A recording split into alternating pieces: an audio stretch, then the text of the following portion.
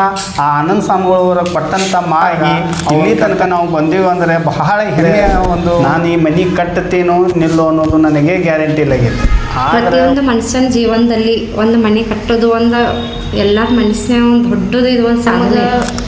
ಇದೆಲ್ಲ ಮಾಡ್ತೇವೆ ಅನ್ನೋದು ನಮ್ಮ ಮನಸ್ಸಾಗೂ ಇಲ್ಲಾಗಿ ಎಕ್ಸಂಬ ಪಟ್ಟಣದಲ್ಲಿದ್ದೀವಿ. ಅಂದರೆ ಒಂದು ವರ್ಷದ ಒಳಗಡೆ ಆ ಮನೆ ಕಂಪ್ಲೀಟ್ ಆಗಿದೆ. ವಾಸ್ತುಶಾಸ್ತ್ರವಾಗಿ ಈಶಾನ್ಯಕ್ಕೆ ಹಾಲ್ ಇರಬೇಕು, ಆಗ್ನೇಯದಲ್ಲಿ ಕಿಚನ್ ಇರಬೇಕು, ಆಮೇಲೆ ನೈಋತ್ಯಕ್ಕೆ ಬೆಡ್ರೂಮ್ ಇರಬೇಕು. ಈ ಪ್ರಶ್ನೆ ಏನಾಗ್ತಿದೆ ಅಂದರೆ ಇಲ್ಲಿ ಎಷ್ಟು ಪ್ರತಿಶತ ಅವರ ಶಕ್ತಿ ಇದೆ ಅಂತ ಚೆಕ್ ಮಾಡೋದು. ನಮಸ್ಕಾರ ವೀಕ್ಷಕ ಬಂಧುಗಳೇ, ನಾವು ಇವತ್ತಿನ ದಿವಸ ಎಕ್ಸಂಬ ಪಟ್ಟಣದಲ್ಲಿದ್ದೀವಿ. ಎಕ್ಸಂಬ ಪಟ್ಟಣದಲ್ಲಿ ರಾಚಯ್ಯ ಮಠಪತಿ ಅಂತ ಅವ್ರ ಮನೆ ಕಟ್ತಾ ಇದ್ದಾರೆ. ಪ್ರತಿಯೊಬ್ಬರು ಸಹಿತ ಅವ್ರದ್ದೇ ಆದಂತಹ ಒಂದು ಸ್ವಂತದ ಮನೆ ಆಗಬೇಕು ಅಂತ ಪ್ರತಿಯೊಬ್ಬರು ಸಹಿತ ಇಚ್ಛೆ ಇರುತ್ತೆ. ಅದಕ್ಕೋಸ್ಕರ ಅವ್ರು ನಮ್ಮ ಹತ್ರ ಒಂದು ಸಂಕಲ್ಪವನ್ನು ತೊಗೊಂಡು ಬಂದಿದ್ದರು, ಮನೆ ಕಟ್ಟಬೇಕು ಅಂತ. ಆದರೆ ಅದು ವಾಸ್ತು ಪ್ರಕಾರ ಇರಬೇಕು ಅಂತ. ಅದಕ್ಕಾಗಿ ನಾವು ಈ ಮನೆಯನ್ನು ಒಂದು ವಾಸ್ತುಶಾಸ್ತ್ರದ ಅನುಸಾರವಾಗಿ ಅವ್ರಿಗೆ ಕನ್ಸಲ್ಟ್ ಮಾಡಿದ್ವಿ. ಅದೀಗ ಮನೆ ಕೊನೆ ಹಂತದಲ್ಲಿದೆ. ಅಂದರೆ ಒಂದು ವರ್ಷದ ಒಳಗಡೆ ಆ ಮನೆ ಕಂಪ್ಲೀಟ್ ಆಗಿದೆ. ಆ ಮನೆಯ ಪ್ರತಿಯೊಂದನ್ನು ಸಹಿತ ನಾವು ತೋರಿಸ್ಲಿಕ್ಕೆ ಬಯಸ್ತಾ ಇದ್ದೀವಿ.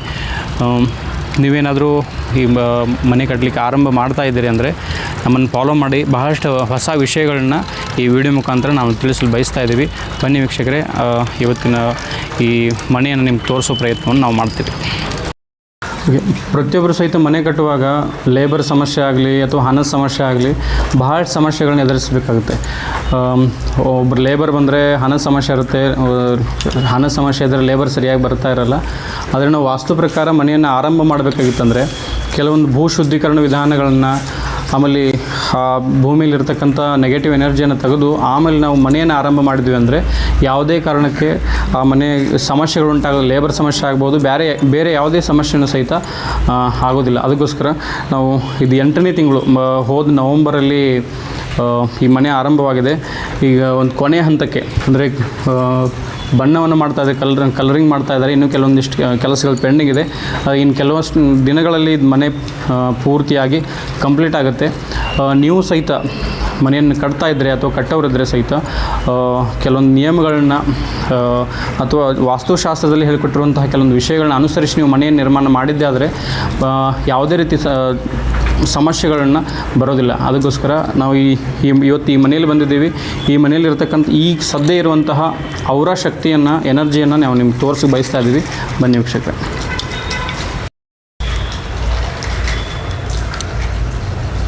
ಈಗ ಪ್ರಶ್ನೆ ಏನಂದರೆ ಇಲ್ಲಿ ಎಷ್ಟು ಅವರ ಶಕ್ತಿ ಇದೆ ಅಂತ ನೋಡಿ. ಆ ಕಡೆ ಈ ಕಡೆ ಆಗ್ತಾಯಿದೆ. ಇದು ಯಾವಾಗ ಓಪನ್ ಆಗುತ್ತೆ ಅವಾಗ ಅವರ ಶಕ್ತಿಯನ್ನು ಜಾಸ್ತಿ ಇರುತ್ತೆ ಅಂತ ನಾವು ತಿಳ್ಕೊಳ್ಬೋದು. ಈಗ ಇಲ್ಲಿ ತೋರಿಸ್ತಾ ಇಲ್ಲ, ಯಾಕಂದರೆ ಮನೆ ಕೆಲಸ ಆರಂಭ ಇರೋದರಿಂದ ಅವರ ಶಕ್ತಿಯನ್ನು ತೋರಿಸ್ತಾ ಇಲ್ಲ. ನಾವೊಂದು ಕ್ರಿಯೆ ಮಾಡಿದ ನಂತರ ಅವರ ಶಕ್ತಿ ಯಾವ ರೀತಿ ಕೆಲಸ ಮಾಡುತ್ತೆ ಮತ್ತು ಕೆಲವೊಂದು ಮಂಗಳ ದ್ರವ್ಯಗಳ ಪ್ರೋಕ್ಷಣೆ ಮಾಡೋದ್ರಿಂದ ಈ ಮನೆಯಲ್ಲಿ ಯಾವ ರೀತಿ ಎನರ್ಜಿಯನ್ನು ಕ್ರಿಯೇಟ್ ಮಾಡ್ಬೋದು ಅಂತ ನಾವು ಕೊನೆಗೆ ತೋರಿಸ್ತೀವಿ. ಇಲ್ಲಿ ನೋಡಿ, ನಾನು ಪ್ರಶ್ನೆ ಹಾಕ್ತಾ ಇದ್ದೀನಿ, ಈ ಮನೆಯಲ್ಲಿ ಯಾವ ದಿಕ್ಕಿಗೆ ವಾಸ್ತು ದೋಷ ಇದೆ ಅಂತ. ಹಾಂ,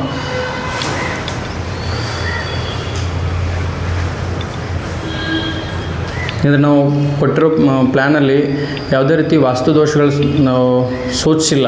ಅದಕ್ಕೋಸ್ಕರ ಈ ಪ್ಲ್ಯಾನಲ್ಲಿ ಯಾವುದೇ ರೀತಿ ವಾಸ್ತು ದೋಷಗಳಿಲ್ಲ ಅಂತ ಸೂಚಿಸ್ತಾ ಇದೆ. ವಾಸ್ತು ದೋಷ ಇರ್ತಂದರೆ ಆ ಕಡೆ ವಾಲುತ್ತೆ. ಅದಕ್ಕೋಸ್ಕರ ನೋಡಿ ವಾಲ್ತಾ ಇಲ್ಲ. ಈಗ ಮತ್ತೊಂದು ಪ್ರಶ್ನೆ ಏನಂದರೆ ಇಲ್ಲಿನ ಕೆಲಸ ಚಾಲೂ ಇದೆ. ಒಂದು ಸ್ವಲ್ಪ ತೋರಿಸಲ್ಲ ಕಡೆ.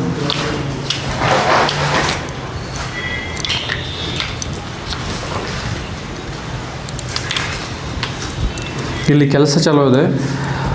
ನಾವು ಈಗ ಪ್ರಶ್ನೆ ಏನು ಹಾಕ್ತೀವಿದೆ ಅಂದರೆ ಇಲ್ಲಿ ಎಷ್ಟು ಪ್ರತಿಶತ ಅವರ ಶಕ್ತಿ ಇದೆ ಅಂತ ಚೆಕ್ ಮಾಡೋದು.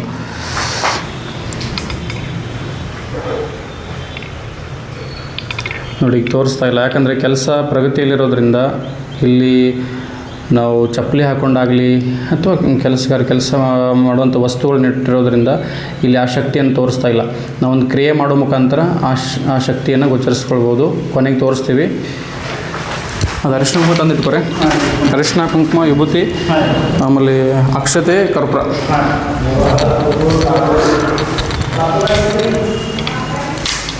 ಕಿಚನ್ ನೀವು ಆಗ್ನೇಯ ದಿಕ್ಕಿಗೆ ನೋಡಿದ್ರಿ. ಇದು ನೈಋತ್ಯ ದಿಕ್ಕಿದು ಬೆಡ್ರೂಮ್. ಪ್ರತಿಯೊಬ್ಬರು ವಾಸ್ತುಶಾಸ್ತ್ರದ ಅನುಸಾರವಾಗಿ ಈಶಾನ್ಯಕ್ಕೆ ಹಾಲ್ ಇರಬೇಕು, ಆಗ್ನೇಯದಲ್ಲಿ ಕಿಚನ್ ಇರಬೇಕು, ಆಮೇಲೆ ನೈಋತ್ಯಕ್ಕೆ ಬೆಡ್ರೂಮ್ ಇರಬೇಕು. ಮನೆ ಯಜಮಾನರು ಉಪಯೋಗಿಸುವಂತಹ ಬೆಡ್ರೂಮು ನೈಋತ್ಯಕ್ಕೆ ಇರಬೇಕು ಅಂತ. ನಾವು ಇಲ್ಲಿ ಬೆಡ್ರೂಮಲ್ಲಿದ್ದೀವಿ. ಬೆಡ್ರೂಮಲ್ಲಿ ಸಹಿತ ನಾವು ಅವರ ಶಕ್ತಿಯನ್ನು ಚೆಕ್ ಮಾಡ್ತಾ ಇದ್ದೀವಿ ನೋಡಿ.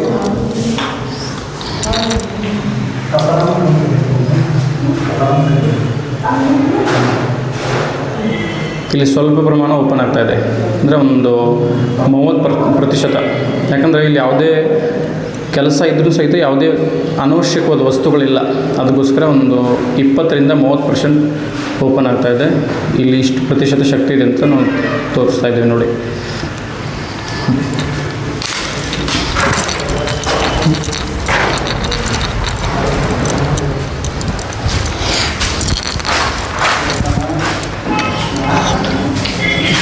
ವಾಯು ದಿಕ್ಕಿಗೂ ಸಹಿತ ಬೆಡ್ರೂಮ್ ಕೊಡ್ತಾರೆ. ಆ ವಾಯು ದಿಕ್ಕದ ಬೆಡ್ರೂಮು ಮಕ್ಕಳಿಗಾಗಿ, ಮಕ್ಕಳ ಸಲುವಾಗಿ ವಾಯು ದಿಕ್ಕದ ಬೆಡ್ರೂಮ್ ಇರುತ್ತೆ. ಇಲ್ಲಿ ನಾವು ವಾಯು ದಿಕ್ಕಿಗೆ ಬಂದಿದ್ದೀವಿ. ಇಲ್ಲೂ ಸಹಿತ ನಾವು ಸ್ಕ್ಯಾನರಿಂದ ಚೆಕ್ ಮಾಡ್ತಾ ಇದ್ದೀವಿ.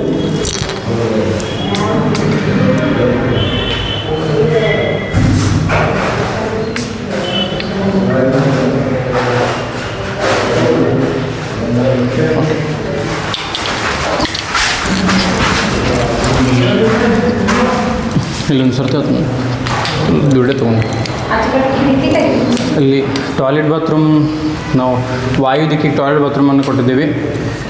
ಇಲ್ಲಿ ಈ ಕಡೆ ಓಪನ್ ಸ್ಪೇಸ್ ಇದೆ.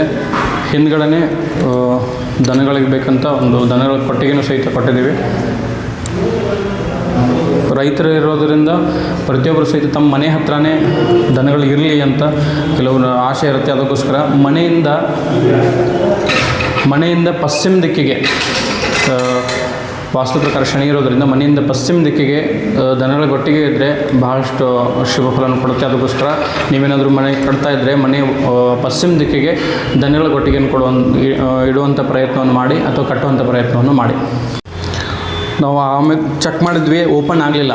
ಈಗ ನಾವು ಒಂದು ಕ್ರಿಯೆ ಮಾಡ್ತಾಯಿದ್ದೀವಿ. ಆ ಕ್ರಿಯೆ ಮಾಡಿದ ನಂತರ ಪ್ರತಿಯೊಂದು ರೂಮಲ್ಲಿ ಈ ಅವರ ಸ್ಕ್ಯಾನರ್ ತನ್ನ ಶಕ್ತಿಯನ್ನು ತೋರಿಸುತ್ತೆ. ಆದರೆ ಕ್ರಿಯೆ ಮಾಡಿರುವಂತಹ ಜಾಗದಲ್ಲಿ ಮಾತ್ರ ತೋರಿಸುತ್ತೆ, ಬೇರೆ ಕಡೆ ಹೋದರೆ ತೋರಿಸಲ್ಲ. ನಾವು ಈ ಕ್ರಿಯೆ ಮಾಡ್ತೀವಿ. ಆ ಕ್ರಿಯೆ ಮಾಡಿದ ನಂತರ ನೀವು ಮತ್ತೊಮ್ಮೆ ವಿಡಿಯೋನ ನೋಡಿ ಎಷ್ಟು ಪ್ರತಿಶತ ಅಲ್ಲಿ ಅವರ ಶಕ್ತಿ ಜಾಗೃತವಾಗಿದೆ ಅಂತ ತೋರಿಸ್ತೀವಿ. ಅದು ತಗೊಳ್ರಿ.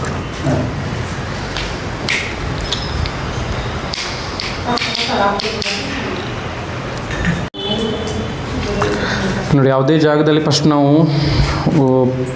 ನಾವು ಕುಳಿತುಕೊಳ್ಬೇಕಾದ್ರೂ ಸಹಿತ ಕ್ಲೀನನ್ನು ಇದ್ದರೆ, ಸ್ವಚ್ಛ ಇದ್ದರೆ ಮಾತ್ರ ಕುಳಿತುಕೊಳ್ತೀವಿ. ಅದೇ ರೀತಿ ನಾವೊಂದು ಶಕ್ತಿಯನ್ನು ಕ್ರಿಯೇಟ್ ಮಾಡಬೇಕಾಗಿತ್ತಂದರೆ ಆ ಜಾಗವನ್ನು ಮೊದಲು ಸ್ವಚ್ಛ ಮಾಡಿಕೊಂಡು ಆನಂತರ ಮಂಗಳ ದ್ರವ್ಯಗಳು ಅಂದರೆ ಅರಿಶಿಣ, ಕುಂಕುಮ, ಆಮೇಲೆ ಅಕ್ಷತೆ, ಆಮೇಲೆ ಕರ್ಪೂರವನ್ನು ತಗೊಂಡು ಆ ಜಾಗದಲ್ಲಿ ನಾವು ಹಾಕಿದ್ವಿ ಅಂದರೆ ಮಂತ್ರೋಚ್ಚಾರಣೆ ಮಾಡೋ ಮುಖಾಂತರ ಅಲ್ಲಿ ಒಂದು ಎನರ್ಜಿ ಎಂಟಾಗುತ್ತೆ. ಅದು ಎನರ್ಜಿಯನ್ನು ನಾವು ಅವರ ಸ್ಕ್ಯಾನ್ ಮುಖಾಂತರ ತೋರಿಸ್ತೀವಿ. ಈಗ ಮೊದಲು ಕ್ರಿಯೆ ಆಗುತ್ತೆ. ಆ ಕ್ರಿಯೆ ಆದ ನಂತರ ಮತ್ತೆ ನಾವು ನಿಮಗೆ ಎಷ್ಟು ಪ್ರತಿಶತ ಅಲ್ಲಿ ಶಕ್ತಿ ಜಾಗೃತವಾಗಿದೆ ಅಂತ ತೋರಿಸ್ತೀವಿ. ಸ್ವಲ್ಪ ಅಕ್ಕಿ ಹಾಕ್ರಿ, ಅಕ್ಕಿ ಹಾಕ್ರಿ, ಅದ್ರ ಸುತ್ತಲೂ ವಿಭೂತಿ ಹಾಕ್ರಿ ಒಂದು ಸ್ವಲ್ಪ. ಹಂಗಲ್ರಿ, ಒಂದು ಮುಟ್ಟಿಗೆ ಹಾಕ್ರಿ ಸರ್, ಒಂದು ಸ್ವಲ್ಪ ಹಾಕ್ರಿ ನಡೆಯುತ್ತೆ. ಹಾಂ ಬಿಡ್ರಿ, ಅದ್ರ ಸುತ್ತಲೂ ವಿಭೂತಿ ಹಾಕ್ರಿ, ಅರಿಶಿಣ ಹಾಕ್ರಿ.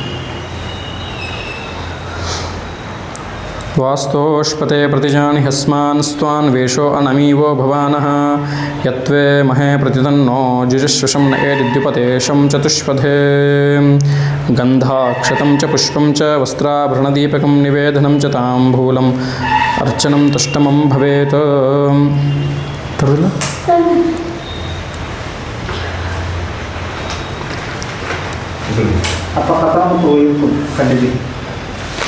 ಎರಡು ಕೊರಪುರ ಹಸರಲ್ಲಿ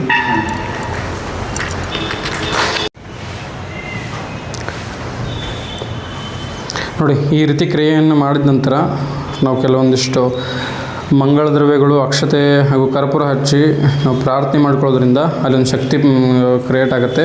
ನಾವೀಗ ನಿಮಗೆ ಆ ಅವರ ಶಕ್ತಿ ಮುಖಾಂತರ ಆ ಶಕ್ತಿ ಎಷ್ಟು ಪ್ರತಿಶತ ಆಗಿದೆ ಅಂತ ನಾನು ನಿಮ್ಗೆ ತೋರಿಸ್ತೀವಿ. ಈ ರೀತಿ ಕ್ರಿಯೆಯನ್ನು ಮಾಡಿ ಒಂದು 2 ನಿಮಿಷ ಬಿಡಬೇಕು. 2 ನಿಮಿಷ ಬಿಟ್ಟ ನಂತರ ಆಮೇಲೆ ನಾವು ಆ ಶಕ್ತಿಯನ್ನು ಚೆಕ್ ಮಾಡಬೇಕಾಗುತ್ತೆ. ಅದಕ್ಕೋಸ್ಕರ ಇದನ್ನೇ ಸೇಮ್ ಕಿಚನಲ್ಲಿ ಮಾಡ್ತಾರೆ. ಅದಾದ ನಂತರ ನಾನು ನಿಮ್ಮ ಶಕ್ತಿಯನ್ನು ತೋರಿಸ್ತೀವಿ. ಕೇಳ್ಬರ್ರಿ, ಸೆಂಟ್ರ್ ಕಟ್ಟ ಇದಿಷ್ಟು ಈ ಕಡೆ ಸರಿಸ್ಬಿಟ್ಟಿರ್ಬೇಕು. ಮಾಡಕ್ಕೆ ಅದಲ್ಲ ಇಲ್ಲ ಅದನ್ನ ಮಾಡಿದ್ರೇ ನಾವು ಕೆಲವೊಂದು ವಿಷಯಗಳು ಬಂದ್ಬಿಟ್ಟು ಈಗೊಮ್ಮೆ ಲಾಸ್ಟ್ ಕೊಮ್ಮರಿ ಆಮೇಲೆ ವಾಸ್ತುಶಾಂತಿ ಅಗ್ನಿ ಪ್ರಜ್ವಲನೆ ಮಾಡೋಕ್ಕಿಂತ ಮುಂಚೆನೂ ಮಾಡ್ತಾರೆ. ಅಂದರೆ ಹೋಮ್ ಮಾಡೋಕ್ಕಿಂತ ಮುಂಚೆ ಈ ಕ್ರಿಯೆ ಮಾಡಿ ಎಲ್ಲ ರೂಮ್ದಾಗ ಇದನ್ನ ಕ್ರಿಯೆ ಮಾಡಿ ಆಮೇಲೆ ಅಗ್ನಿ ಪ್ರಜ್ವಲನೆ ಮಾಡೋದು. ಹ್ಞೂ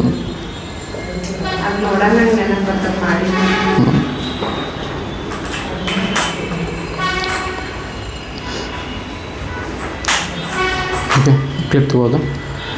ನೀವು ಯಾವುದೇ ಹೊಸ ಪ್ಲಾಟನ್ನು ತೊಗೊಳ್ಳಿ ಅಥವಾ ಭೂಮಿಯನ್ನು ತೊಗೊಳ್ಳಿ, ಓಕೆ, ತಗೊಂಡ ನಂತರ ಅಲ್ಲಿ ನೀವು ಕುಳಿತ್ಕೊಂಡ ನಂತರ ನಿಮ್ಮ ಮನಸ್ಸಿಗೆ ಸಮಾಧಾನ ಅನ್ನಿಸ್ಬೇಕು, ಅಥವಾ ಅಲ್ಲಿ ಯಾವುದೇ ರೀತಿ ನೆಗೆಟಿವ್ ಎನರ್ಜಿ ಭಾಸವಾಗಬಾರ್ದು.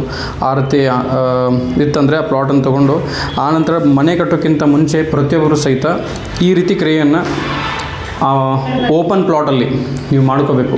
ಯಾಕಂದರೆ ಮೊದಲಿನ ಕಾಲದಲ್ಲಿ ಏನಾಗಿದ್ವಿ, ಆ ಭೂಮಿಯಲ್ಲಿ ಏನಿತ್ತು ಅಂತ ನಮ್ಗೆ ಗೊತ್ತಿಲ್ಲ. ಅದಕ್ಕೋಸ್ಕರ ನಾವು ಆ ಜಾಗದಲ್ಲಿ ಒಂದು ಶಕ್ತಿಯನ್ನು ಎನರ್ಜಿಯನ್ನು ಕ್ರಿಯೇಟ್ ಮಾಡಿ ಆಮೇಲೆ ನಾವು ಮನೆಯನ್ನು ನಿರ್ಮಾಣ ಮಾಡಿದ್ವಿ ಅಂದರೆ ಅಲ್ಲಿ ಯಾವುದೇ ರೀತಿ ದುಷ್ಟಶಕ್ತಿಗಳಾಗಲಿ, ಭೂತ ಪ್ರೇತ ಮಾಟ ಮಂತ್ರಗಳಾಗಲಿ, ಈ ರೀತಿ ಬಾಧೆಗಳಿದ್ದರೆ ಆ ಮನೆ ಕೆಲಸಕ್ಕೆ ಅಡೆತಡೆಗಳು ತುಂಬ ಬರುತ್ತೆ. ಅದಕ್ಕೋಸ್ಕರ ನಾವು ಯಾವುದೇ ರೀತಿ ದುಷ್ಟಶಕ್ತಿಗಳಾಗಲಿ ಮಾಟ ಮಂತ್ರಗಳ ಇದ್ದರೂ ಸಹಿತ ಉಚ್ಚಾಟನೆಯನ್ನು ಮಾಡಿ ಈ ಕ್ರಿಯೆಯನ್ನು ಮಾಡಿ ಆನಂತರ ನಾವು ಮನೆಯನ್ನು ಆರಂಭ ಮಾಡಿದ್ವಿ ಅಂದರೆ ಆ ಮನೆ ಕೆಲಸ ಅಪೂರ್ಣ ಆಗೋದಿಲ್ಲ ಮತ್ತು ಯಾವುದೇ ರೀತಿ ಸಮಸ್ಯೆಗಳನ್ನು ಸಹಿತ ಬರೋದಿಲ್ಲ. ಅದಕ್ಕೋಸ್ಕರ ನೀವು ಸಹಿತ ಈ ಕ್ರಿಯೆಯನ್ನು ಮನೆ ಆರಂಭ ಇದ್ದರೂ ನಡೆಯುತ್ತೆ, ಅಥವಾ ಮನೆ ಪೆಂಡಿಂಗ್ ಇದ್ದರೆ ಈ ಕ್ರಿಯೆಯನ್ನು ಮಾಡ್ಬೋದು, ಅಥವಾ ನೀವು ಮನೆ ಕಟ್ಟೋರಿದ್ರೂ ಸಹಿತ ಆರಂಭಕ್ಕೆ ಮುಂಚೆನೂ ಇದನ್ನು ಮಾಡಬೇಕು. ಇದನ್ನು ಮಾಡಿ ಆಮೇಲೆ ಮನೆ ಕೆಲಸ ಆರಂಭ ಮಾಡಿದರೆ ಯಾವುದೇ ಸಮಸ್ಯೆಗಳು ಉಂಟಾಗಲ್ಲ. ಈಗ ನಾವು ಹಾಲಲ್ಲಿ ಒಂದು ಈ ಸ್ಕ್ಯಾನರ್ ಮುಖಾಂತರ ನಿಮಗೆ ಎಷ್ಟು ಪ್ರತಿಶತ ಶಕ್ತಿ ಜಾಗೃತವಾಗಿದೆ ಅಂತ ತೋರಿಸ್ತೀವಿ, ಬನ್ನಿ.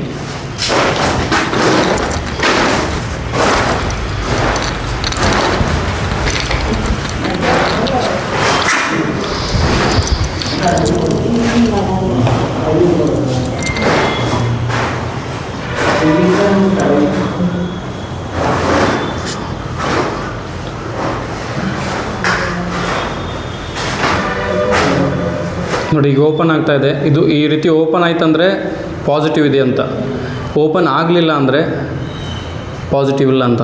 ಈಗ ನೋಡಿ, ನಾವು ಒಂದು 2 ಹೆಜ್ಜೆ ಹಿಂದೆ ಬರ್ತೀವಿ.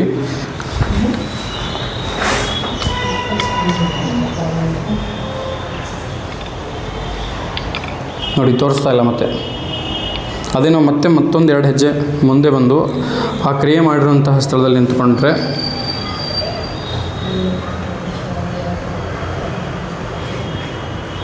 ನೋಡಿ ಈ ರೀತಿ ಸ್ಲೋ ಆಗಿ ಓಪನ್ ಆಗುತ್ತೆ. ಅಂದರೆ ಈಗ ನಾವು ಎನರ್ಜಿ ಸರೌಂಡಿಂಗ್ ಹೆಚ್ಚು ಕಡಿಮೆ ಒಂದು 2 ಫೀಟಲ್ಲಿ ಮಾತ್ರ ಜಾಗೃತವಾಗಿದೆ. ನಾವು ಬೇರೆ ಕಡೆ ಎಲ್ಲಿ ಹೋದರೂ ಸಹಿತ ಡಸ್ಟ್ ಇರೋದ್ರಿಂದ ಇನ್ನೂ ಕೆಲಸ ಪ್ರಗತಿಯಲ್ಲಿರೋದ್ರಿಂದ ಓಪನ್ ಆಗೋದಿಲ್ಲ. ಅದೇ ರೀತಿ ನಾವು ಕಿಚನಲ್ಲಿ ಸಹಿತ ನಾವು ತೋರಿಸ್ತೀವಿ, ಬನ್ನಿ.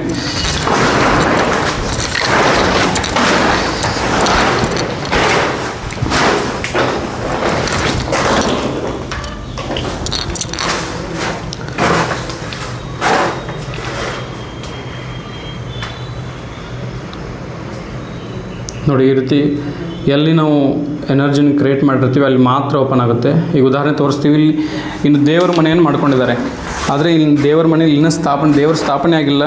ಇಲ್ಲಿ ಬಹಳಷ್ಟು ಡಸ್ಟ್ ಇದೆ, ಹೊಲಸಿದೆ. ಆದರೆ ನಾವು ಇಲ್ಲಿ ಚೆಕ್ ಮಾಡಿ ನೋಡ್ತೀವಿ. ಈಗ ತಾವು ನೋಡ್ಬೋದು. ಈಗ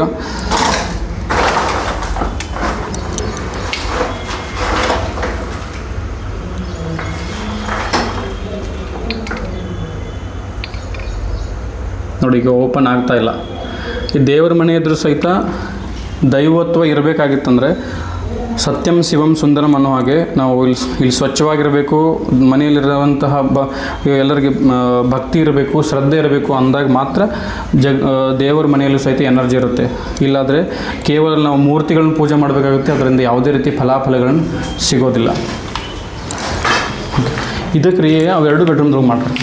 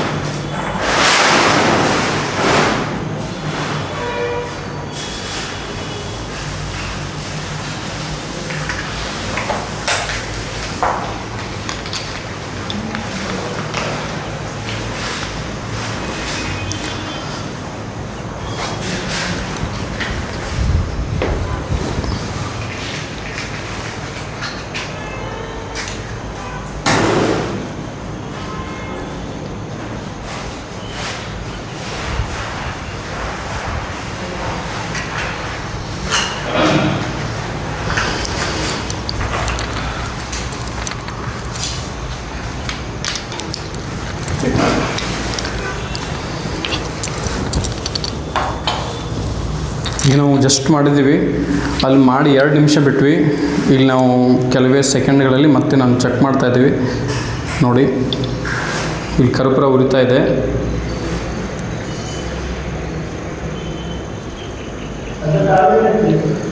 ನೋಡಿ, ಒಂದು 30ರಿಂದ 40% ಮತ್ತೆ ಎನರ್ಜಿ ತೋರಿಸ್ತಾ ಇದೆ. ಅದಕ್ಕೋಸ್ಕರ ಪ್ರತಿಯೊಬ್ಬರು ಸಹಿತ ಮನೆ ಕಟ್ಟುವಾಗ ವಾಸ್ತುಶಾಸ್ತ್ರದ ಆಧಾರವನ್ನು ತಗೊಂಡು ಸರಿಯಾಗಿ ವಾಸ್ತುಶಾಸ್ತ್ರವನ್ನು ಯಾರು ಕಲ್ತಿದ್ದ ಅವ್ರ ಸಲಹೆಯನ್ನು ತಗೊಂಡು ಮನೆಯನ್ನು ಕಟ್ಕೊಳ್ಳಿ. ಯಾಕಂದರೆ ನೀವು ಒನ್ ಟೈಮ್ ಇನ್ವೆಸ್ಟ್ಮೆಂಟ್ ಇರೋದ್ರಿಂದ ಮತ್ತು ಪ್ರತಿಯೊಬ್ಬರ ಕನಸಿರುತ್ತೆ ನನ್ನ ಸ್ವಂತದ ಮನೆ ಆಗಬೇಕು ಅಂತ. ಆ ಮನೆಯಲ್ಲಿ ಮುಂದೆ ಮನೆ ಕಟ್ಟಿದ ನಂತರ ಸಹಿತ ಯಾವುದೇ ರೀತಿ ದೋಷಗಳಾಗಬಾರ್ದು, ಯಾವುದೇ ಸಮಸ್ಯೆಗಳಾಗಬಾರ್ದು ಅನ್ನೋ ಏನಾದರೂ ಇದ್ದರೆ ನೀವು ಸಾಧ್ಯವಾದಷ್ಟು ನಿಮ್ಮ ಹತ್ತಿರದಲ್ಲಿರುವಂತಹ ವಾಸ್ತು ತಜ್ಞರಿಗಾಗಲಿ ಅಥವಾ ನಮ್ಮ ಚಾನಲ್ನ ಸಬ್ಸ್ಕ್ರೈಬ್ ಮಾಡಿ. ನಿಮ್ಗೆ ಭಾಳಷ್ಟು ವಿಷಯಗಳನ್ನ ನಾವು ಕೊಡ್ತೀವಿ.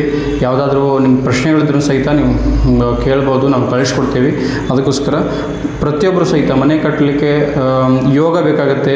ಮೊದಲು ಮನೆ ಯೋಗ ನೋಡಿ, ಚತುರ್ಥಾಧಿಪತಿ ಶುಭಸ್ತಿದ್ರೆ ಮಾತ್ರ ಮನೆ ಯೋಗ ಇರುತ್ತೆ. ಅದಕ್ಕೋಸ್ಕರ ಮನೆ ಯೋಗ ಇಲ್ಲದೆ ನಾವು ಮನೆ ಆರಂಭ ಮಾಡಿದ್ವಿ ಅಂದರೆ ಮನೆ ಅರ್ಧಕ್ಕೆ ನಿಲ್ಲುತ್ತೆ. ಲೋನ್ ಮಾಡ್ತೀವಿ, ಲೋನ್ ಸರಿಯಾಗಿ ಸಿಗಲ್ಲ, ಮತ್ತು ಹಲವಾರು ತೊಂದರೆಗಳನ್ನ ಅನುಭವಿಸ್ಬೇಕಾಗುತ್ತೆ. ಅದಕ್ಕೋಸ್ಕರ ಆರಂಭಕ್ಕಿಂತ ಮುಂಚೆ ಮನೆ ಯೋಗ ಇದೆಯಾ ಅಂತ ಚೆಕ್ ಮಾಡಿ ಆಮೇಲೆ ಮನೆಯನ್ನು ಆರಂಭ ಮಾಡ್ಕೊಳ್ಳಿ. ನಿಮ್ಮ ಮನೆ ವಾಸ್ತುಶಾಸ್ತ್ರದ ಪ್ರಕಾರ ಸಹಿತ ನಿರ್ಮಾಣ ಮಾಡಿಕೊಂಡ್ರೆ ಯಾವುದೇ ರೀತಿ ತೊಂದರೆಗಳಾಗಲ್ಲ. ನಾವು ಬನ್ನಿ ಆ ಕಡೆ ನೋಡೋಣ.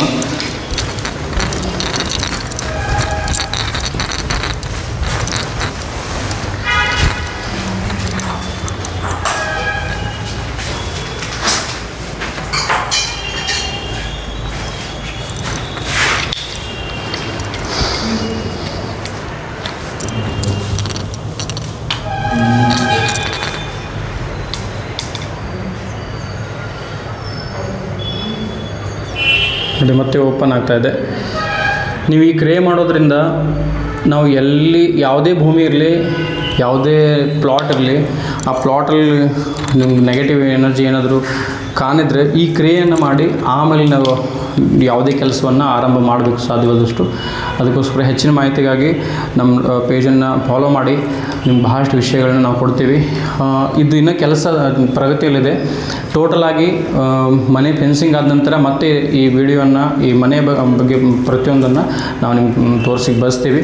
ಕೊನೆಗೆ ಈ ಮನೆ ಯಜಮಾನರ ಅನಿಸಿಕೆಯನ್ನು ಈ ಹಂಚ್ಕೊಳ್ತಾರೆ. ಬನ್ನಿ ಕೇಳೋಣ. ಎಕ್ಸಾಂಪಲ್ ಪಟ್ಟಣದ ರಾಚಯ್ಯ ಮಠಪತಿಯವರು ನಮ್ಮ ಕಡೆ ವಾಸ್ತು ಸಲಹೆಗೋಸ್ಕರ ಬಂದಿದ್ದರು. ಬಂದಾಗ ವಾಸ್ತು ಸಂಬಂಧಿಸಿದ ಕೆಲವೊಂದು ವಿಷಯಗಳನ್ನ ಅವ್ರ ಮುಂದೆ ಹಂಚ್ಕೊಂಡ್ವಿ. ನಾವು ಈ ರೀತಿ ಮನೆ ಕಟ್ಟೋಕ್ಕಿಂತ ಮುಂಚೆ ನಾವು ಇದನ್ನೆಲ್ಲ ಕ್ರಿಯೆಗಳನ್ನ ಮಾಡೋಣ, ಆ ನಂತರ ಮನೆ ಆರಂಭ ಮಾಡೋಣ ಅಂತ ಹೇಳಿದಾಗ ಅವ್ರು ನೀವು ಯಾವ ರೀತಿ ಹೇಳ್ತೀರ ಅದೇ ರೀತಿ ನಾವು ಮಾಡ್ತೀವಿ. ಮನೆಗೆ ಯಾವುದೇ ರೀತಿ ತೊಂದರೆ ಆಗಬಾರ್ದು, ಅಷ್ಟಾದರೆ ಸಾಕು, ಮತ್ತು ನಮ್ಮ ಮನೆ ವಾಸ್ತು ಪ್ರಕಾರ ನಿರ್ಮಾಣ ಆಗಲಿ ಅಂತ ಅಂದ್ಕೊಂಡು ಬಂದಿದ್ದರು. ನಮ್ಮ ಕಡೆ ಬಂದಾಗ ಅವ್ರು ಬಹಳಷ್ಟು ವಿಷಯಗಳನ್ನ ಮನೆ ಆರಂಭದಿಂದ ಭೂಮಿ ಪೂಜೆಗಿಂತ ಮುಂಚೆ ಏನು ಮಾಡಬೇಕು, ಭೂಮಿ ಪೂಜೆನ ಆದ ನಂತರ ಪಾಯಾಭರಣಿ ಆಗಲಿ ಅಥವಾ ಮನೆ ಆರಂಭದಿಂದ ಈ ಒಂದು ಫಿನಿಶಿಂಗ್ ಹಂತಕ್ಕೆ ಬಂದಿದೆ. ಒಂದು 90% ಅಂದರೆ 90% ಕೆಲಸ ಮುಗಿದಿದೆ. ಇನ್ನು ಕೇವಲ 10% ಕೆಲಸ ಉಳಿದಿದೆ. ಅದಕ್ಕೋಸ್ಕರ ಅವರ ಅನಿಸಿಕೆಯನ್ನು ತಮ್ಮ ಮುಂದೆ ಹಂಚ್ಕೊಳ್ತಾರೆ. ಅವ್ರಿಗೇನು ಹಂಚ್ಕೊಳ್ತಾರೆ ಬನ್ನಿ ನೋಡೋಣ. ಇವತ್ತು ನಾನು ಕನಸು ಕಂಡಿದ್ದೆ. ಏನು ಕಂಡಿದ್ದೆ ಅಂದರೆ ನಾನು ಈ ಮನೆ ಕಟ್ಟುತ್ತೀನೋ ನಿಲ್ಲೋ ಅನ್ನೋದು ನನಗೆ ಗ್ಯಾರಂಟಿ ಇಲ್ಲಾಗಿತ್ತು. ಆದರೆ ಒಂದು ಯಾವುದೇ ಅಂತ ಹಿರಿಯರು ಅಂತಾರೆ, ಒಂದು ಗುರು ಇಲ್ಲದೆ ಯಾವುದೇ ಕೆಲಸ ಆಗೋದಿಲ್ಲ ಅಂತಾರೆ. ಆದರೆ ನಾವು ಗುರುಗಳು ಯಾವ ಗುರುಗಳ ಕಡೆ ಹೋದ್ರೆ ಕೆಲಸ ಆಗ್ತಿತ್ತಪ್ಪ ಅಂತ ಅನ್ನೋದು ನಾವು ಸಾಕಷ್ಟು ಕಡೆ ತಿರುಗಾಡಿ ಬಂದೀವಿ ರೀ. ತಿರುಗಾಡಿ ಬಂದ್ರೂ ಸಹ ನಮಗೆ ಈ ಗುರುಗಳು ನಮ್ಗೆ ಹಿಂಗೆ ಮಾಡಿರಿ ಅಂತಂದ್ರೆ ನಮ್ಗೆ ಯಾರು ಹೇಳೂ ಕೊಡಲಿಲ್ಲ ರೀ. ಅದಕ್ಕೆ ನಾವು ಒಂದಿಷ್ಟು ಕಾಂಟ್ಯಾಕ್ಟದಲ್ಲಿ ಹೋಗಿ ಆನಂದ ಸ್ವಾಮಿ ಅವ್ರ ಕಡೆ ಹೋಗಿ ಅವರಲ್ಲಿ ಇರುವಂಥ ಶಕ್ತಿಗಳನ್ನು ಮೊದಲು ತಿಳಿದುಕೊಂಡು ಅವ್ರು ಏನು ಹೇಳ್ರಪ್ಪ ಅಂತಂದ್ರೆ ಮನೆ ಕಟ್ಟಾಕಿ ಯೋಗ ಐತೆವೋ ನಿಲ್ಲೋ ಅನ್ನೋದಂತ ನಮ್ಮನ್ನು ಪರೀಕ್ಷೆ ಮಾಡಿ ನೋಡ್ರಿ. ಅವಾಗ ಅಂದರು ಯೋಗ ಬಂದಿತ್ತು ರೀ, ಮತ್ತು ಕಟ್ಟಲಿಕ್ಕೆ ಆರಂಭ ಐತ್ರಿ, ಚಲೋ ಆಗ್ತೈತೆ ರೀ ಅಂತಂದ್ರೆ ಆಯ್ತು. ಆನಂತರ ಅವ್ರಿಗೆ ಪ್ಲ್ಯಾನ್ ಕೊಟ್ಟು ರೀ. ಪ್ಲ್ಯಾನ್ ಕೊಟ್ಟದ ನಂತರ ಅವ್ರು ಯಾವುದು ಹೆಂಗೆ ಹೇಳ್ರಿ ಅನ್ನೋದೇ ನಮಗೊಂದು ಆಶ್ಚರ್ಯಕರವಾಗ್ತೈತೆ ರೀ. ಹೆಂಗೆ ಆಗ್ತಿತ್ತಂದರೆ ₹1 ಇಲ್ಲಪ್ಪ ನನ್ನ ಕಡೆ ಅನ್ನೋದು ಪ್ರಶ್ನೆನೇ ನಮ್ಮಲ್ಲಿ ತೆಗೆದು ಹಾಕಿಬಿಟ್ರಿ ಅವರು. ಆ ರೀತಿ ಅವರು ನಮ್ಗೆ ಒಂದು ಮಾರ್ಗದರ್ಶನ ಕೊಟ್ಟರು. ಈ ಮಾರ್ಗದರ್ಶನದಿಂದ ನಾವು ಇಲ್ಲಿ ತನಕ ಬರ್ತೀವೋ, ಹಿಂಗೆ ಕಟ್ಟೀವೋ, ಹಿಂಗೆ ಮಾಡೀವೋ ಅನ್ನುವಂಥ ನಮಗೆ ಒಂದು ಅಶ್ಚರ್ಯ ಇದು ಅನಿಸ್ತಾ ಇದೆ ರೀ. ಆದರೂ ಸಹ ಆ ಆನಂದ ಸ್ವಾಮಿಗಳವರು ಕೊಟ್ಟಂಥ ಮಾರ್ಗ, ಅವರು ಕೊಟ್ಟಂಥ ಹೇಳಿಕೆ ಮತ್ತು ಅವರು ನುಡಿದಂಥ ಮಾತುಗಳು ನಮಗೆ ಶ್ರೇಯ ಆಗಿ ಇಲ್ಲಿ ತನಕ ನಾವು ಬಂದೀವಿ ಅಂದರೆ ಬಹಳ ಹೆಮ್ಮೆಯ ಒಂದು ಅನಿಸ್ತಾ ಇದೆ. ಅವರಿಗೆ ನಾನು ಎಷ್ಟು ಕೃತಜ್ಞಗಳು ಹೇಳಿದರೂ ಕಮ್ಮಿನೇ ರೀ. ಯಾಕಂದರೆ ಒಬ್ಬೊಬ್ಬರೊಬ್ರು ಸ್ವಾಮಿಗಳು ಇರ್ತಾರೆ, ಹಿಂಗೆ ಮಾಡಿರಿ ಅಂತ ಹೇಳ್ತಾರೆ. ಆದರೆ ಇವ್ರು ಹಾಗಿಲ್ಲ. ಪ್ರತಿಯೊಂದಿನಲ್ಲಿ ಯಾವ ರೀತಿ ಮಾಡಿದರೆ ಏನಾಗ್ತದೆ, ಏನಾಗೋದಿಲ್ಲ ಎಲ್ಲವನ್ನು ನಮ್ಗೆ ಬಹಳಷ್ಟು ತಿಳಿಸ್ಕೊಟ್ಟೋದರಿಂದ ಈ 6 ತಿಂಗಳಿನಲ್ಲಿ ನಾವು ಇಂಥ ಮನೆ ಕಟ್ತೀವಿ ಅನ್ನೋದು ನನಸಾಗಿದೆ. ಅದಕ್ಕೆ ಅವರಿಗೆ ನಾನು ತುಂಬ ಹೃದಯದಿಂದ ಬಹಳಷ್ಟು ಅವರಿಗೆ ಅಭಿನಂದನೆಗಳನ್ನು ಸಲ್ಲಿಸಲಿಕ್ಕೆ ನಾನು ಬಯಸುತ್ತೇನೆ. ಪ್ರತಿಯೊಂದು ಮನುಷ್ಯನ ಜೀವನದಲ್ಲಿ ಒಂದು ಮನೆ ಕಟ್ಟೋದು ಒಂದು ಎಲ್ಲರ ಮನಸ್ಸಿನ ಒಂದು ದೊಡ್ಡದು ಇದು ಒಂದು ಸಾಧನೆ. ಇದು ಕರೆಕ್ಟಾಗಿ ಆಯದಾಗ ಹೊಂದಬೇಕಾದ್ರೂ ಒಂದು ಯಾವುದರೊಂದು ಗುರುಗಳು ನಾವು ಸಲಹೆಯನ್ನು ತೊಗೋಬೇಕು. ಹಾಗಾಗಿ ನಾವು ಈ ಗುರುಗಳ ಹತ್ತಿಗೆ ಹೋಗಿ ಸಲಹೆಯನ್ನು ತೊಗೊಂಡೆವು. ನಮಗೆ ಇದಿಷ್ಟು ಹಿಂಗೆಲ್ಲ ಮಾಡ್ತೇವೆ ಅನ್ನೋದು ನಮ್ಮ ಮನಸ್ಸಾಗೂ ಇಲ್ಲಾಗಿತ್ತು, ನಮ್ಮ ಕನಸಿನಾಗೂ ಇಲ್ಲಾಗಿತ್ತು ರೀ. ಆದ್ರೂ ಹೆಂಗೆ ಇವರೆಲ್ಲ ನಮಗೆಲ್ಲ ಆಯಪಾಯದಾಗ ಎಲ್ಲ ವ್ಯವಸ್ಥಿತ ತೆಗೆದುಕೊಟ್ಟಿದ್ದಾರೆ ರೀ. ಆ ತಕ್ಕಂಥ ನಾವು ಇವ್ರು ಹೇಳ್ದಂಗೆ ಗುರುಗಳು ಹೇಳಿದ ತಕ್ಕಂಥ ನಾವೆಲ್ಲ ನಡ್ಸ್ಕೊತ ಬಂದೇವು ರೀ. ನಮ್ದು ಯಾವುದೂ ಕಾರ್ಯ ರೀತಿ ಇನ್ನೂ ತನಕ ಎಲ್ಲೂ ತಟ್ಸೇ ಇಲ್ಲ ರೀ. ಮತ್ತು ಈಗ ಆಯ್ತು ರೀ, ಮತ್ತೊಂದು ಸ್ವಲ್ಪ ದಿನ ಅಂದ್ರೆ ನಮ್ಮ ಕೆಲಸ ಎಲ್ಲ ಮುಗಿದು ಬಂದೈತೆ ರೀ. ಈಗ ಒಂದು 6 ತಿಂಗಳಾಯ್ತು ನಾವು ಚಾಲು ಮಾಡಿ. ಈ 6 ತಿಂಗಳಾಗ ನಾವು ಇಷ್ಟು ದೊಡ್ಡ ಬಿಲ್ಡಿಂಗ್ ಕಟ್ತೇವೆ ಅನ್ನೋದು ನಮಗೂ ಇಷ್ಟು ಧೈರ್ಯ ಇಲ್ಲಾಗಿತ್ತು ರೀ. ಗುರುಗಳು ಹೇಳಿದ ತಕ್ಷಣ ನಾವು ಯಾವುದವ್ರು ಹೇಳ್ತಾರಲ್ಲ ಅದನ್ನು ಹಂಗೆ ಅವ್ರು ಯಾವ್ಯಾವ ರೀತಿ ಹೇಳ್ಕೊತ ಹೋಗಿದಾರೆ ರೀ, ಆ ರೀತಿ ನಾವೆಲ್ಲ ಮಾಡ್ಕೊತ ಬಂದೀವಿ ರೀ. ನಮಗೆ ಎಲ್ಲಿ ಸಮಸ್ಯೆಯನ್ನು ಎಲ್ಲಿ ಬಂದೇ ಇಲ್ಲ ರೀ. ಮತ್ತು ನಮಗೆ ಯಾವುದು ತಿಳಿಲಾದ್ರೂ ನಾವು ಅವ್ರಿಗೆ ಕಾಂಟ್ಯಾಕ್ಟ್ ಮಾಡಿ ನಾವು ಕೇಳಿದೇವೆ ರೀ. ಆ ರೀತಿ ಅವ್ರು ವ್ಯವಸ್ಥಿತ ಎಲ್ಲ ನಮ್ಗೆ ಮಾಹಿತಿಯನ್ನು ಕೊಟ್ಟಿದ್ದಾರೆ. ಮತ್ತು ಯಾವುದೂ ರೀತಿ ನಮ್ಮ ಕೆಲಸ ಹಣ ಆಗಲಿ ಯಾವುದೂ ಆಗಲಿ ನಮ್ದು ಹಿಂಗೆ ಇವತ್ತು ಇಲ್ಲ ನಮ್ಮ ಕಡೆ ಇವತ್ತು ಈ ಕೆಲಸ ಇರ್ತೈತಿ ಅನ್ನೋದು ಇಲ್ಲ ರೀ. ಯಾವಾಗಲಿ ಎಲ್ಲರೂ ನಮ್ಗೆ ಸಹಕಾರ ಕೊಟ್ಟಿದ್ದಾರೆ ರೀ. ನಮ್ಮ ಎಲ್ಲ ಇಲ್ಲಿ ಕೆಲಸಗಾರ ಆಗಲಿ ಯಾರೋ ಇಲ್ಲಿ ಕೆಲಸಕ್ಕೆ ಯಾರ್ಯಾರು ಬಂದಾರ ನೋಡ್ರಿ, ಅವರೆಲ್ಲರೂ ನಮ್ಗೆ ಸಹಕಾರವನ್ನು ಕೊಟ್ಟಿದ್ದಾರೆ ರೀ. ಯಾರೂ ಹಿಂಗೆ ತೊಂದರೆಯನ್ನು ಮಾಡಿಲ್ಲ, ಏನಿಲ್ಲ ರೀ. ಮತ್ತು ನಮ್ಮ ಕೆಲಸ ಇಷ್ಟು ಫಾಸ್ಟ್ ಆಗ್ತೈತೆ ಅನ್ನೋದು ನಮಗೂ ಗುರುತಿಲ್ಲಾಗಿತ್ತು ರೀ. ಅಷ್ಟು ಫಾಸ್ಟವಾಗಿ ನಮ್ಮ ಕೆಲಸ ಇದೆಲ್ಲ ಎಲ್ಲ ಪೂರ್ತಿ ಆಗಿದೆ. ಈಗ ಒಂದು ಥೋಡೆ ದಿವಸ ಅಂದ್ರೆ ನಮ್ದು ವಾಸ್ತುಶಾಂತಿ ಅನ್ನೋ ಮುಹೂರ್ತವನ್ನು ನಾವು ಹಿಡಿದೆವು. ಗುರುಗಳಿಗೆ ಹತ್ತಿರ ಕೇಳಿ ಅದು ಅವ್ರ ಹಸ್ತೆಯಿಂದ ಮಾಡೋದು ನಮ್ಮ ಇಚ್ಛೆ ಐತೆ ರೀ. ಓಕೆ, ಇದೇ ರೀತಿ ನೀವೇನಾದರೂ ಮನೆಯನ್ನು ಕಟ್ಟಲಿಕ್ಕೆ ಆರಂಭ ಮಾಡ್ತಾಯಿದ್ರೆ ಅಥವಾ ಪ್ಲ್ಯಾನ್ ಮಾಡ್ತಾಯಿದ್ರೆ ಮೊದಲು ಯೋಗವನ್ನು ನೋಡ್ಕೊಳ್ರಿ. ಮನೆ ಕಟ್ಟಲಿಕ್ಕೆ ಪ್ರತಿಯೊಬ್ಬರಿಗೆ ಯೋಗ ಬೇಕಾಗುತ್ತೆ.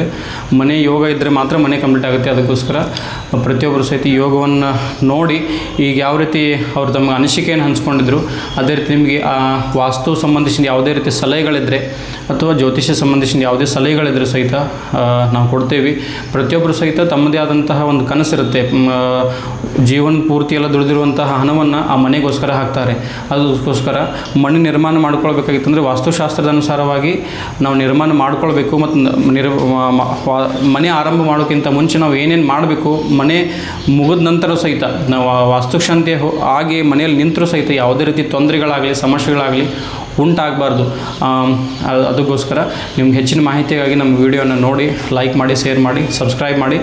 ಮತ್ತೆ ಮುಂದಿನ ವಿಡಿಯೋದಲ್ಲಿ ಇದಕ್ಕಿಂತ ವಿಶೇಷವಾದಂತಹ ವಿಷಯವನ್ನು ಹಂಚ್ಕೊಳ್ತೀವಿ. ಎಲ್ಲರಿಗೆ ಶುಭಮಸ್ತು. ನಮಸ್ಕಾರ.